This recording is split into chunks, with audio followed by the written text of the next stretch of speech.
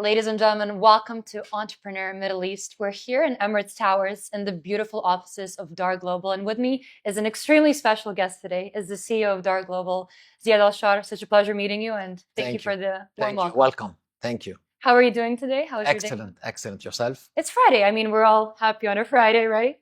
We're on 007. Yeah, I can imagine. Nothing to do with James Bond. It's 0 to 0, 7 days a week. This is how we operate. Alrighty. Yes. Take that however you want, guys. So tell me a little bit, obviously, about the real estate sector here. Dubai is wild at the moment. We have luxury brands, global buyers that are here, record-breaking deals. How does it feel, riding that wave and being at the top of things here?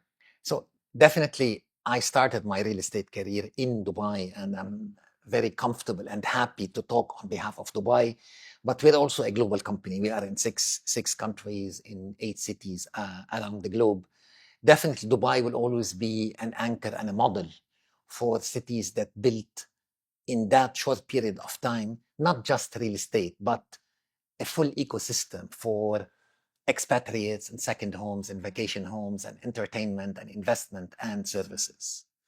What we saw in Dubai is a model that we can actually take to the globe because it's a successful model. I started here. We were going still on roadshows, telling people how to pronounce the word Dubai. This is how it started, because the law of freehold in Dubai started in 2002, and the first projects were launched in 2003. So all what you see around you is 21 years old. This is it. So many times people will tell me, Ziad, maybe we don't like the marble here. Maybe we don't like this road here. I said, guys, I'm sorry, we're going too fast. Sometimes when you're going too fast, you get a speeding ticket. Right. So give us a speeding ticket and let us continue.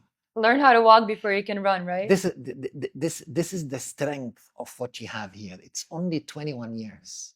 And in the life of some European cities, 21 years is time you need to get a permit. Permit, exactly. Bureaucratically, it's much, much slower. Tell me, what initially drew you to real estate? This is take us back a bit philosophical, a bit capitalist, but when you think of real estate, you go back to the basics, and the basics is the pyramid of needs. And in the basic need that we have after breathing and food is our house. A roof above our head. Exactly. So first of all, it's a category that is part of our needs. We cannot live without real estate. Right. The second part is getting attracted to what we have in the GCC, because real estate is a vehicle to build a country and to build a city. So we're not just real estate developers selling villas and apartments. We are actually assisting and helping to create a destination. And with what we are building and bringing investments to every country, we are a big part of the FDI. So it's not just concrete and steel. We're part of destinations. We're part of the FDI, of that bigger economy in every country in which the GCC is today pushing that agenda. Right. Definitely, it goes to say that people will say I'm biased, but over the 100 years, if we want to assess what was the best store of value as an asset, no matter how we make our calculations, real estate will always win number one as the best store of value. It's a store of value. It's timeless. It's a legacy. Right. So when you add all of these, I'm trying to convince my daughter to get into real estate. Right. Every person I meet, I try to convince to get into real estate. Right. But personally, that means you saw value back in the days when you just started it all. I I did not start in real estate, but I was always researching of what will give me all of these elements to be part bigger than the product that you are selling. Right. To be a timeless store of value, and to maintain the fact that you are a necessity. You're a need and not a want. I see. Now, I did read in your previous interviews that you go by the principle of do my job, improve my job, teach my job. So I wanted to get into a little bit of your leadership style, let's say, and how did this motto that you've had throughout your life impact, let's say, the people around you in your career? Sure. So in life, you have two types of people, at least in the business life. You have the founders, the mavericks who start companies. Mm-hmm. And then you have the people who work for these people in different capacities. And I had the pleasure of working of some of the biggest mavericks in the Arab world. They are the founders, they are the risk takers. Their legacy The is entrepreneurs. their legacy is what they have created. And definitely their legacy is whom did they select to take that trip with them. Mm-hmm. But if you are part of that trip, you did not start the trip like the person you have on the cover here, Mr. Muhammad Al Abbar. What will be your legacy? Your legacy is only the people that you work with, the people that you hire, the people that you educate, the people that you teach, the people that you promote, and you have a certain effect on their life. 100%. Their life is better because of you. So as a legacy of, let me say that as an employee, even I'm a CEO, but still an employee employed by a company, by a founder, by a maverick, maintaining that entrepreneurship spirit within Right. my employment, but still being employed. My input and legacy is the people that I find to work for these companies, how we help them to improve what they are doing so that they can advance in their life and consequently advance the company they're working for, and teaching them how to advance further, thereby getting promoted, getting bigger in life, building families, becoming more comfortable. So that idea of doing your job, improving your job, and teaching your job is the best legacy an employee can have. 100%. And I think every employee should always know that they should never be the smartest person in the room, right? And it's a constant learning curve for everyone, no matter what sector or industry you're in. You can't. You can't. I have sometimes problems with our PR and communication department when I say, I want to go out and say publicly, we are not the best. And they say, no. Everybody else is saying they are the best. But you have to say we're better than the rest. No. We will never do that. And I'm happy to always say we're not the best, because the best is not a claim. The best is a journey. And perfection doesn't And you exist, have to, right? exactly, and you have to continuously improve. But you look at the advertising we have today, everybody is claiming they are the best. It's a Dubai blingy lifestyle, right? That you have to input. It's not only Dubai, it's part Everywhere. of that industry that people would like to go out and say, I am the best. Yeah, we're buying properties from the best. Now, you've obviously held leadership roles in industry giants. You know, you've just mentioned Amar, Damak, Dar Al Arkan. What are some, let's say, pivotal lessons that you've taken along the way that, you know, today you can tell your daughter about, let's say? You see, the successful companies, some of them helped to co-found or build new divisions in them, or work under the leadership of great mavericks, is a continuous focus on three main elements. No matter what's happening in the company, you need to have always a biblical focus on, number one, cash flow. Number two, your revenue. Number three, your talent. You take these as your focus. The formula. Not only once per month during the XCOM meeting, every single day in the morning, you'll always win. I see. So it's taking all those key values along the way. Most of it is finance, though, in numbers, right? No, but talent is people. Right. It's the people who will build companies. We don't have yet machines to build companies. Maybe we'll have. One day. We don't have yet machines to build. Do you think it's important to train these employees well? You cannot say I'm committed to talent just by hiring them. You have to hire them, you have to train them, you have to educate them, you have to invest in their knowledge, you have to support their mistakes because they will make mistakes. Right. Oh, I have to congratulate you. Dar Global has now been listed on the London Stock Exchange. Thank you. $6 billion in projects under development. What does this milestone mean to you? I have to ask you. You see, when you list on such a global stock exchange, one of the most regulated stock exchange, then you are indicating to the world that you're going global.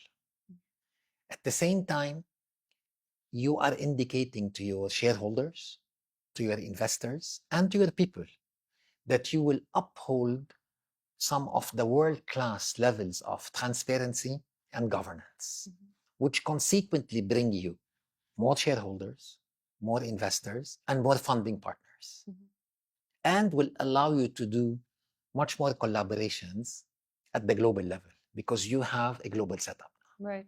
And you did mention that you want to reach, the top 50 worldwide developers in the next decade. How close are you to reaching that target? You see, to get into that level, you need to do around $3 billion of revenue Per year? every year. So we are at 1/3 now. Achievable?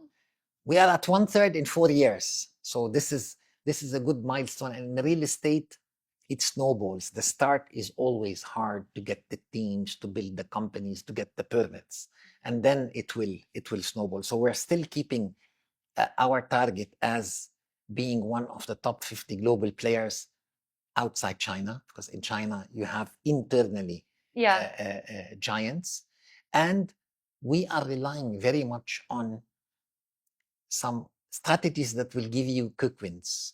Like we utilized co-branding because co-branding helped us to enter new markets where we are not known. So we used the help of some brands that are well known in those areas to gain a quicker access. Right. We focused on projects which will give you a quicker revenue. So when you focus on global cities and gateway cities, you get demand from a very big number of nationalities. So it means your demand is diversified and grows quicker. Right. When you did mention co-branding, obviously there's Lamborghini, there's Trump. Tell me a little bit about, all of these co-brandships. Why do you think branded residences in general is something that is becoming so popular these days? Is it because of, as you've said, entering new markets is just the easiest way to do it? Or do you think there's, more value behind that? I'll have to take you back. Let's go. Most probably you were in kindergarten at that time. Tell me the year. 2000. I was 1 year old. See? I was alive. Well off. So when our life moved from private to public around the year 2000, with the opening up of social channels, we started having the urge to show off and showcase our possessions and showcase our lifestyle. And consequently, the possession of limited editions became more and more important because I am able to showcase that and brag about it, not only to my family, but to my friends and for everybody who's following me on Instagram. Right. So with limited editions came first the cars, the shoes, the bags, the jewelry, the watches. So we looked at that market and said, okay, how can we do the limited edition of real estate? And we said that the best way to do it is to do with co-brands because we can limit the number of co-branded units. So it's something that started a while ago. The first co-branded project, I think, was launched by the late Gianni Versace before he died. He was a pioneer of co-branding. He saw how to bridge fashion to real estate. Right. And then it didn't continue a lot till we started, I think Armani did the second project. They started with hospitality. Then we took it into residential. But it's also very important when you are talking about co-branding. Not everything works. Not everything has value. Not everything is timeless. If you're unable to chisel the brand, the DNA of the brand, and put that DNA into the real estate project, then you don't have a real project. You have like something which you stamped. Right. Like the fake brands sometimes you see. And the designer hasn't even spent 1 minute being inside the building or designing the details or anything. Exactly. And many times the designer doesn't have anything to present to interiors, to real estate. Because he has his own team that does these things separately, right? No, Unfortunately, Nina, many brands are engaging in real estate who don't have, for example, a line of interiors. Mm-hmm. Like with all of the companies we've worked with, they already are in interiors. They have a lot, they've thought about how to extend their brand into furniture and accessories and hospitality. Then we went and appealed to those people. Mm-hmm. Even brands who are not there, they come and say, we want to do co-branding with you. So stop. First, we'll have to build your brand Right. in interiors as a And then- lifestyle. Then we take you to real estate. Right. Because it's like doing a real estate project with a celebrity. It's just a stamp. This is Mhm. not timeless. That you bring to your event It's just, eventually in the open. it's just a stamp. And unfortunately, in the last 3 to 4 years, we've seen some co-branding examples that don't stand up to that level. Even now, we're thinking of starting to mock real estate co-branding. The team this morning wanted to do something with Labubu. I'm not sure if you have seen I've those heard about it. collectibles or you have them in your I've bag. asked my Gen Z So- team about it. Yes. Exactly. So let's do a Labubu villa. Just like some of the projects that we have currently in the market, they have no relation. But in 5 years' time, Labubu is not going to be popular anymore. You know, The same it's way, just a TikTok thing now. Probably Exactly. that's a trend. just utilizing a sports player, just putting his photo there, it doesn't work. Right. So you look way more into the details of things, the quality of things, and how can 100%. that celebrity or that 100%. brand make it timeless, right? I'm sure you're reading about that. Do Some- they approach you? So now they are approaching us because we've done very successful projects. At the beginning, we were approaching everybody. Mm-hmm. And did you ever decline offers? Yes, we have. Yeah. We were declined and we declined. Okay. But I see that a lot of the value here also will come towards your marketing team as well, right? At the end of things, because you can coexist once you pick the right quality brand to work with, you can coexist and promote the project on 100%. both platforms. And I think one of the 100%. biggest values is also how do we market it after? And this is a huge positive, I think, add-on by working with these co-brands. But believe me when I say marketing will come later. Like Of course, this is when when the we- project is complete. it took me 2 years to convince the great engineer Horacio Pagani, who does some of the most selective and expensive cars in the world, and who Mhm. does only 57 cars every year, that's it, to get into interiors. Then Horacio designed the sofas, the first sofas. He designed them amazing from titanium.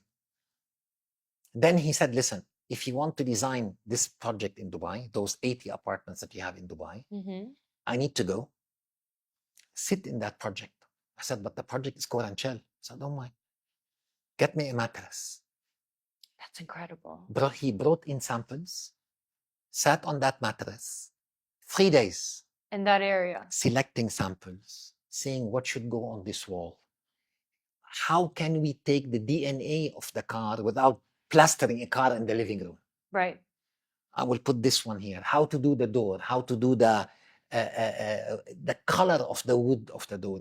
We got into all of those details. We took the DNA Right. of the brand and put it in a living experience. We did not take the car and put it on the wall. No, It's the details of bringing the leather from the car into the sofas, probably. the 100%. styles. And now you find the detailing that you'll find in 3 million euros Pagani. Mhm. You will find that detailing in the Da Vinci Tower and those apartments that were designed and co-branded Right. by Pagani. Right. Beautiful. Let's talk a little bit about Trump. Tell me everything that you would like to talk about when it comes to his residential towers that you've constructed in many different countries. We would like to know all the scoop and all the detail. So the venture started a long time ago. So when I was still working for one of the previous companies I used to work for, I had the idea to bring the Trump golf courses into Dubai because Dubai is a golfing destination. Yeah. And one of the biggest golf franchises of luxury golf clubs is Trump. They have around 20 golf clubs around the globe. So this is where the idea came in 2012, and I went and I approached the family to come and join in Dubai in the building of a luxury golf club, which is today the Trump International Golf Club. So you're one of those that Dubai. shook his hand, met him. So the discussion was at that time with Ivanka Trump and Eric Trump and Don Jr. Okay. They were convinced of the project. We started the design process, and then we built 4 halls and the sales office, and we invited Donald to come and talk about the project. That's This incredible. was the first time I see the how much people like the brand Trump, because we've done a presentation at that time in Atlantis, Mm-hmm. and I saw people queuing for 2 hours to take a photo for Donald Trump. They're an iconic family, all of them. And people will tell me that the politics, the president said, guys, leave this aside. Mm-hmm. Before Donald Trump became a political figure, he was already a figure of luxury, exclusivity, affluence, Well, and he had a very big following. right. And this is what attracted us in the first place to the brand, because it's a brand of golf. Mm-hmm. And we were looking at a premium golf brand, which we found in Trump. The design guidelines and the operational guidelines of the Trump golf courses is out of this world. At the same time, we looked at a brand that is about exclusivity. They will not do 10,000 units in a city. Right. And all the projects that they have done were in key locations and always affluent design, luxury fittings, attracting that certain type of customer. Right. Did you have a certain formula that you had to work, since they did have buildings constructed before, such as the ones in America, or were they not involved that much in the construction? They're heavily involved. They're heavily involved at the design level, at putting the guidelines, and then we start construction, and they will come and audit every once in a while. And once the operation starts, they take over. Okay. I see.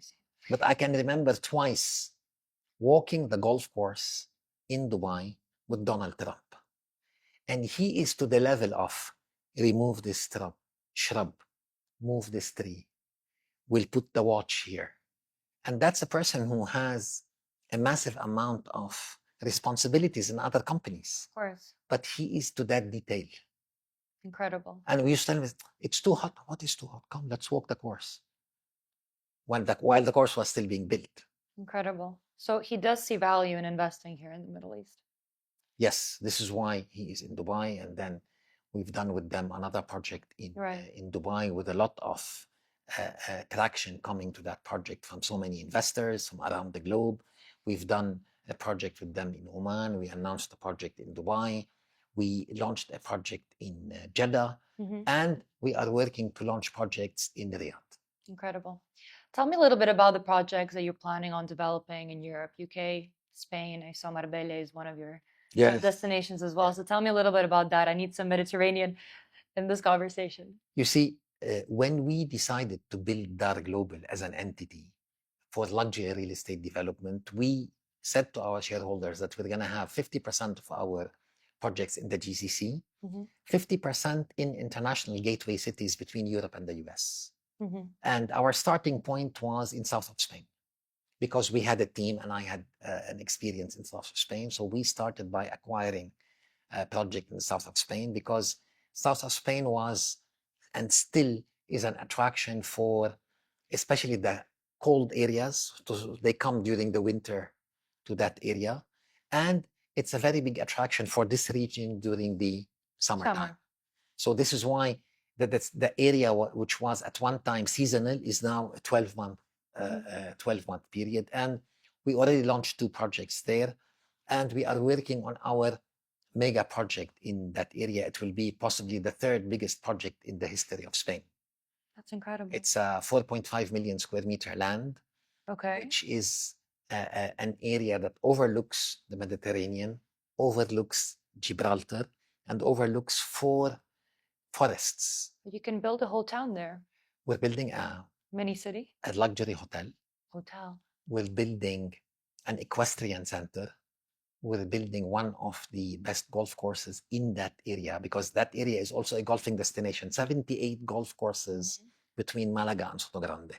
And we're going to build one also at a higher level, which with a much bigger area.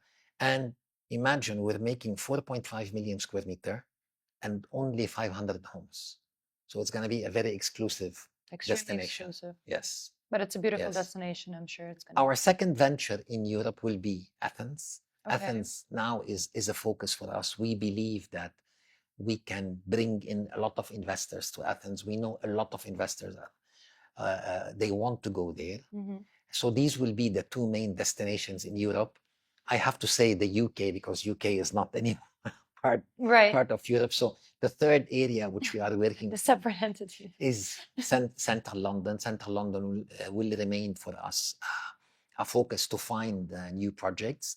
And we've already announced that we're going after pockets in the US that appeal to international buyers, to our Mhm. customers, which would maybe some pockets in New York, some pockets in Florida, and some pockets around Los Angeles. But I suppose you need to use different approaches for all of these regions, if I'm not mistaken. You are right? totally right. How do you manage all of that? So in the areas where we have expertise, like the GCC, we are the developers. We manage on our own with our teams. Mhm. But when we go to new areas, real estate development is a very local business. Mhm. So we have the expertise in sales, marketing, development that we can assist local developers with. So we would go to Spain and partner with a local developer. We would go to Athens and partner with a local developer. The same thing in New York, the same thing in Miami. So the first step is, at least for the first 5 to 7 years, partnerships. Then we would have teams in place to decide whether we can continue on our own or continue with the partnerships. Right, because it's just easier bureaucratically to have a local company there, right? Real lead the estate is project. local knowledge, is to identify how the cities are moving, where are the Mhm. good locations. Once you buy the location, how can you get the permit? And then your knowledge of the engineering consultants, your knowledge and leverage over the contractors of the country. It's very much local. Where was it easiest to buy a piece of land? Nowhere. Nowhere. Nowhere. How long does that take approximately? You see, if Because developers never talk about the. I always say that if you are leading a real estate company, you can never be a rational leader. You have to be a kinetic leader. Right. Because when you buy a piece of land, the amount of variables that go into that project are infinite. Because you assume that on that piece of land, we're going to build an 80-story tower of 600,000 square feet. And then I can get those setbacks, I can get those relaxation on the balconies. Then you get the concept design approved and you launch. Then you don't know what will be the reaction of the market. Maybe you've done 3 bedrooms that are too big, that you need to make them smaller. Then you're doing the detailed design and applying for the first time for the detailed design for the municipality. And then you say, no, we don't like that structure. We believe this is too risky. We don't like those setbacks. We don't like those facades. And you have to go and find a way to manage that. Then you start construction. What you've assumed is under that land ends up being a bit different. You have a higher water table, which you have to manage. Right. When you hire a contractor, after 3 to 4 months, the contractor is having financial trouble. Then you have to find a way to support. Mhm. So it's an infinite number of variables, and no two projects are the same. Right. What would you say is the biggest challenge that has hit the real estate market here in Dubai in the last 2 decades? You see, definitely what is very well known is that we had the financial meltdown of 2008. Then we had the pandemic. So these are two things that affected the whole area. But we are, some people might call it lucky, but I think the leaders of this area had a lot to do in this one. We're being seen as a safe haven from most of the problems of the world. Yeah, we're in a golden bubble here. If you would allow me, I wouldn't call it a bubble, because bubble is always negative.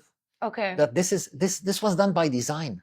You know, the way those countries were designed and were governed and were built is to create this environment. We have one of the highest safety factors in the whole world in the GCC. You have this tax-free environment. You have the ease of starting a business and operating a business. We are in one of the most connected regions of the world. If you count the hubs of Dubai, and Doha and the upcoming hubs of Abu Dhabi, Mhm. Riyadh, and Jeddah, we're the most connected region in the world with the number of flights and the number of connections and the number of cities we fly to. And this is very important for foreigners to decide to move to a certain country or to decide to invest in a certain country. They need the safety and they need the connectivity. Right. Without these two, it's very hard to progress. Right. Then the taxation will come. 100%. And at the end of the day, whenever all these challenges happen economically, we have our fluctuations in economy. And even if we go down, it means we're going back up again. So I think that return to go back to the normal, and even now the prices became, I think, even higher after COVID when it comes to real estate, it definitely was a positive, let's say, aspect to this entire challenge that we're facing. Now, I want to ask you one more thing. Obviously, competition is extremely high here. What makes you guys different? You see, in all of the cities that we've entered, not only in Dubai, we have an extreme focus. And our extreme focus is on three elements: shareholders, investors, our people. If what we do does not satisfy the three parties, we don't do it. This extreme focus on satisfaction is our edge. Like this morning, I spent an hour and a half selecting a gift for one of our key clients because I knew that he loves a certain brand of something. I went personally to the shop and got that gift and gave it to our head of customer service to deliver it to that client. And he's one client of 4,000 clients that we have. But this is the level of service that we want to deliver. This is why everybody, especially in Dubai, is making their logos bigger. We just reduced our logo by 1/3. So on our buildings, you will see just a small logo. We stopped any claim that says we're the best. Yeah, you've mentioned. I'm just saying we're not the best. We have a journey to always top what we have delivered before. This is what you can rely on from us, which is also very unique in the market. We stopped doing any claims that we are this, we are that. We go and ask the customer. If you're not talking on our behalf, then we failed. Our best communication and advertising Word of our mouth. shareholders, investors, and our people. So this complete change of what you usually have in a real estate market is our edge.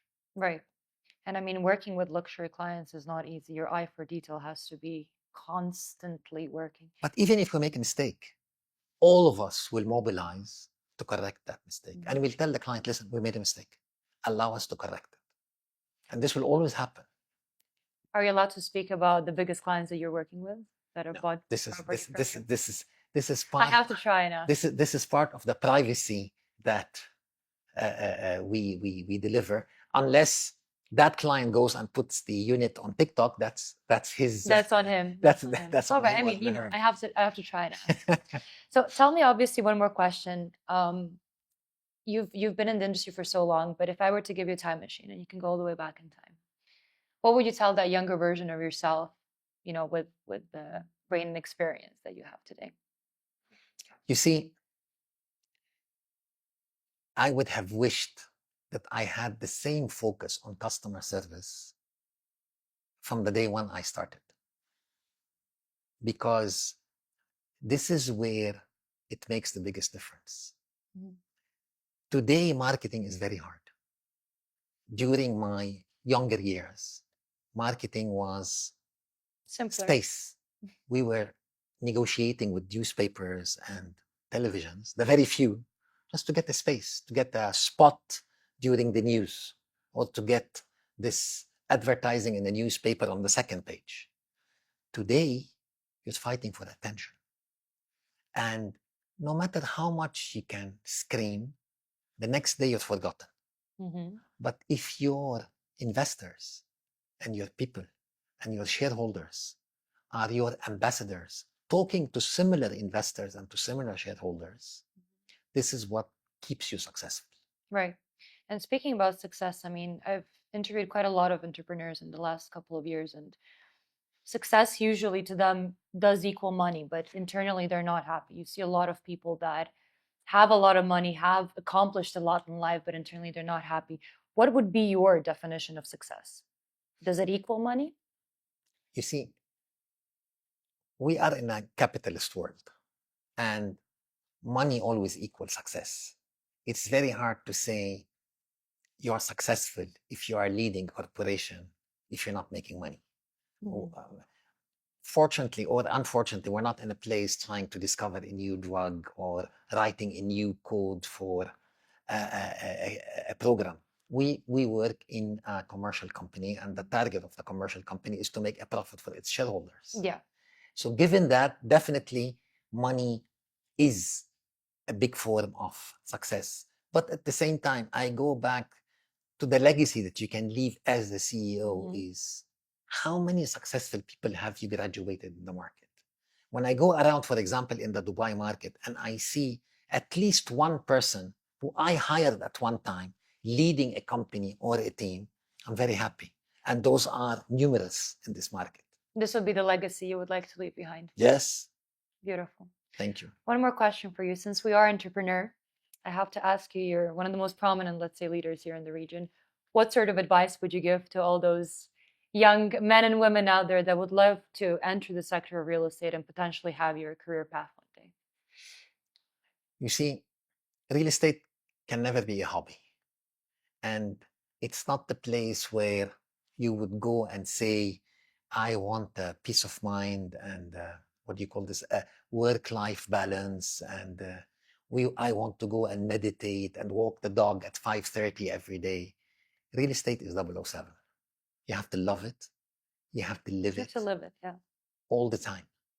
If your investor is in the market at 3 a.m., just landed and wants to go and have an espresso, you'll have to find an espresso place that is open. You have to pick up that investor and have an espresso with them. Thankfully, Dubai is very So accommodating. if you have that commitment, yeah, please come into real estate. Please come to us, send me your CV, and we would like to have you. We would like to train you.